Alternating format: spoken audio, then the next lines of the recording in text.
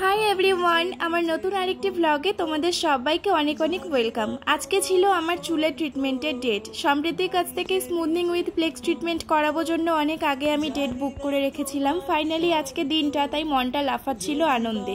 কিন্তু সকালবেলা তো আমার এই ডিউটিটা ভুললে চলে না, যে আমি একটা বাড়ির বউ, রান্নাবান্না করতে হবে, সব কিছু মেনটেন করতে হবে। তো এই মেনটেনের ব্যাপারটা সবার আগে আমি করে নিলাম।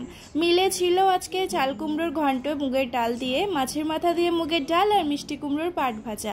আর এদিকে আমি নিজের জন্য একটু ব্রেকফাস্ট তৈরি করে নিয়েছি, সেদ্ধ ছোলা আর গ্রিন মুগ দিয়ে, সামান্য কাঁচা লঙ্কা আর পেঁয়াজ কুচি দিয়ে মুড়ি। সেই মুড়িটা হাতে নিয়ে ঘরে ঢুকতেই তো আমার অজ্ঞান হয়ে যাওয়ার মতো অবস্থা। পুরো ঘর বাড়ি খুব ভালোভাবে গুছিয়ে রান্নাঘরে গিয়েছিলাম। ঘরে ফিরে দেখি মেয়ে পুরো তছনছ করে দিয়েছে। কি আর বলবো, এটা রোজকের অভ্যেস। তার থেকে বেশি যেই কারণে অজ্ঞান হয়েছিলাম সেটা হলো এটা, আমার নতুন সুগার পাপের লিপ বামটা দেওয়ালে ঘষে নষ্ট করে দিয়েছে। মুডটা ভালো করার জন্য মুড়িটা হাতে নিয়ে বাইরে টিভি এনজয় করছিলাম আমি আর বাবা।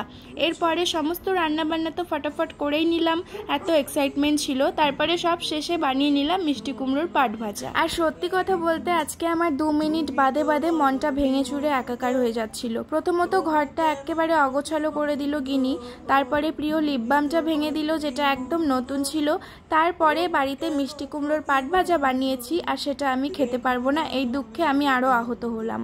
আমি যেহেতু ডায়েটে আছি, আমার খাবার চার্ট একদমই আলাদা, সেই জন্য সব কিছু থেকে আমি মোটামুটি বঞ্চিত হচ্ছি। তারপরে তৈরি হয়ে বেরিয়ে পড়লাম, আর রাস্তা একেবারে ফাঁকা। অনেক কষ্টে একটা টোটো জুটলো কপালে। তার আগে নিজের চুলটার একটু ভিডিও করে নিলাম, যেটা প্রচণ্ড ফ্রিজি আর এত ড্যামেজ কি বলবো। সেটাই রিপেয়ার করব বলে আমি ফ্লেক্স ট্রিটমেন্টটা সম্প্রীতির কাছ থেকে নিয়েছি। আর এটা সত্যি বলতে ও নিজেই আমাকে সাজেস্ট করেছিল। যাই হোক, আমি ওর বাড়িতে পৌঁছে গেলাম। যাওয়ার পর আমি একটু বসেছিলাম, কারণ আমার আগে আরও 2 জন ওর ক্লায়েন্ট ছিল হেয়ার কালারের, তাদেরকেও খুব ভালোভাবে সার্ভিস দিচ্ছিল। দেন আমারটা স্টার্ট হয়ে যায়। সম্প্রীতির কাছে এটা ছিল আমার প্রথম সার্ভিস, আর আমি যেই সময়টা ওকে দিয়েছিলাম তার 1 ঘন্টা আগেই পৌঁছে গিয়েছিলাম, তাই জন্য কাজটা তাড়াতাড়ি শুরু করতে পেরেছিলাম। আমি যাওয়ার সাথে সাথে 20 মিনিট মতো বসেছিলাম, কারণ ওর 2টো ক্লায়েন্ট ছিল। তারপরে প্রথমে আমার হেয়ারটা ওয়াশ করা হয় 2 বার করে। সত্যি বলতে এত ভালো মাসাজ করছিল মাথায় হেয়ার ওয়াশ করার সময় যে আমি অলমোস্ট ঘুমিয়ে পড়ছিলাম। 2 বার হেয়ার ওয়াশের পর খুব ভালোভাবে ব্লো ড্রায়ার দিয়ে চুলটা ড্রাই করা হয়। তারপরে কিন্তু খুব ভালোভাবে সেকশনগুলো করে নেয়, কারণ এবারে প্রথমে রিবন্ডিংয়ের যে ক্রিমটা সেটা অ্যাপ্লাই করবে। আর আমি যেহেতু ফ্লেক্সের ট্রিটমেন্টটা নিয়েছিলাম, তাই রিবন্ডিংয়ের ক্রিমটা কিন্তু ধোয়ার পর সাথে সাথে ফ্লেক্সের নাম্বার 1 ক্রিমটা আর সাথে হচ্ছে স্পায়ের যেই ট্রিটমেন্টটা সেটা অ্যাপ্লাই করা হয়েছিল। আর এত স্মুথ হয়ে গিয়েছিল চুলটা, যেটা ভাবনারও বাইরে।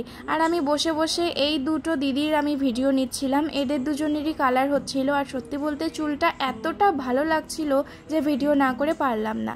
এরপরে আমার নিউট্রিলাইজারও অ্যাপ্লাই করা হয়ে গিয়েছিল। মাঝে আর কোনো ভিডিও নেইনি, কারণ খুব তাড়াহুড়ো হচ্ছিল। বাড়িতে গিনিকে রেখে গিয়েছিলাম, ওর জন্য একটা চিন্তা ছিল মাথায়।